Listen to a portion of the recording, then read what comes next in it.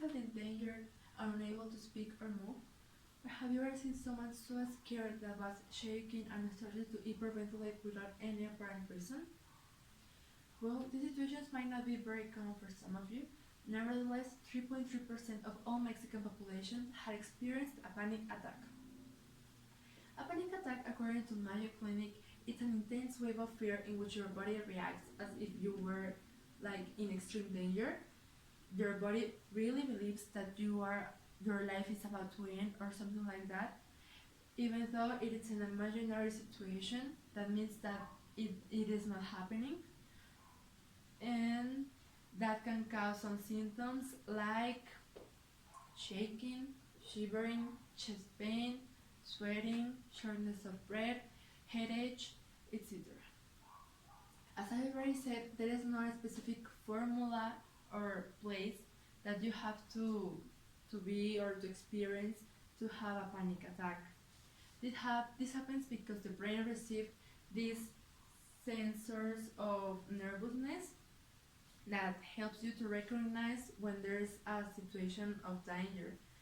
So your brain responds by creating a hormone called adrenaline that helps you to escape from that difficult situation in an easiest way. But when you don't use it, your body needs a way to take it out of your body because it's like energy that isn't used. Therefore, sometimes they can cause panic attacks. According to the National Institute of Mental Health, about 2.3% of adolescents had a panic disorder, with a higher prevalence in females with 2.6% than in males with 2.0%. And taking in consideration that numbers, you will probably have to help someone that is about to have a panic attack, that might be experiencing one, or even yourself. Maybe you will be in your normal life, and then you will experience this intense fear that come from nowhere. So here are some things that you should try so that the attack isn't very intense. In the first place, you should control your breath.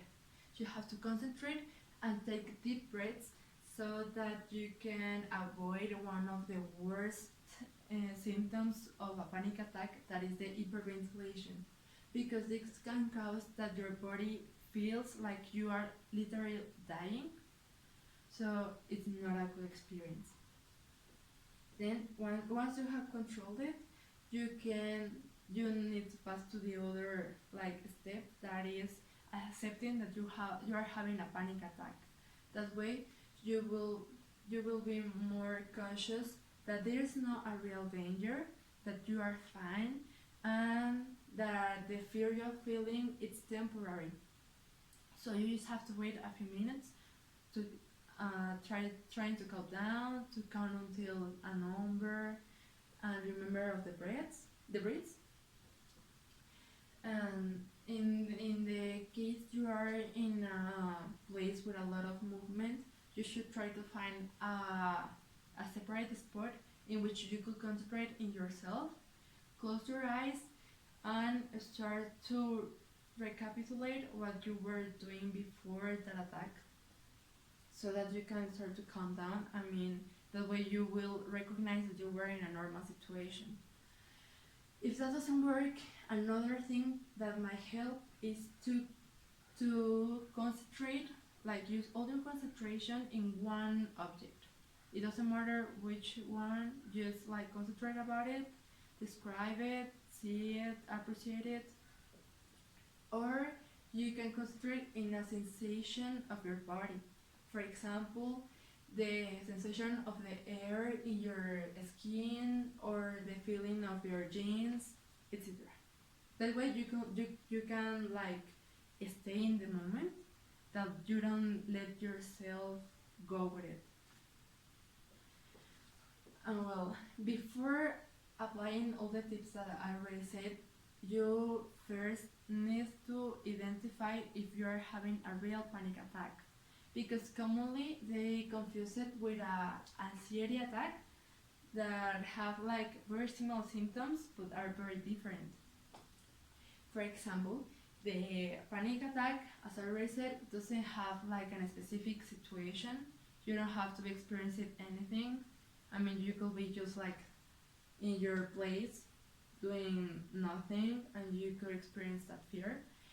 They are very intense, but they last like a few minutes, no more than 15 usually.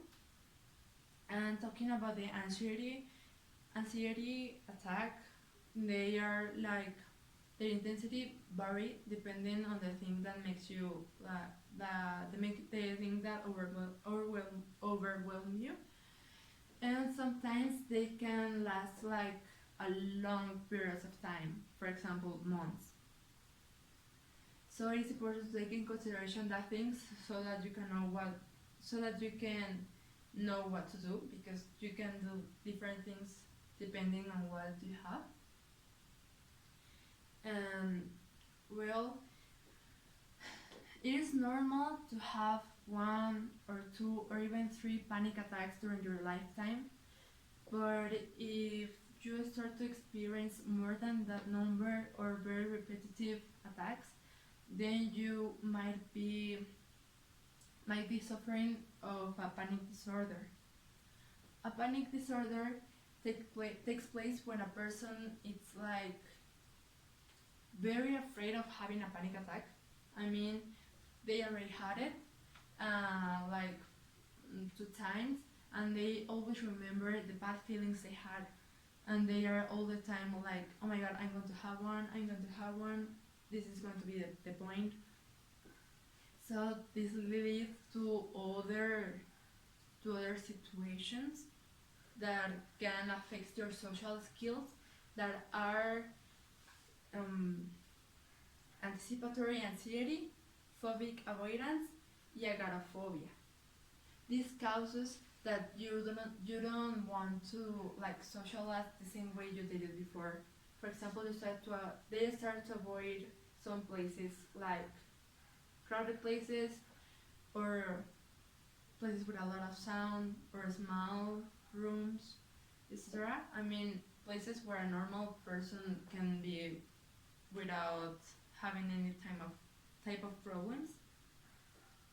But for these people, they are like places of danger, because people will know that they have this disorder, and they will be embarrassed and all that stuff. And because of that, sometimes they start to lose some relationships, because they start to feel that they won't be accepted, that everyone will be against them, etc.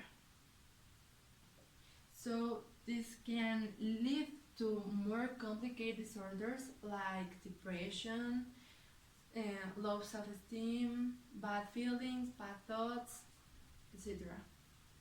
So in conclusion, I think it's very important for us to understand these natural responses that the human has to certain situations, because even though sometimes they can lead to more difficult disorders, everyone deserves respect and deserves to be treated as a normal person. And it is also important to identify them, because that way you could help them in the case of need,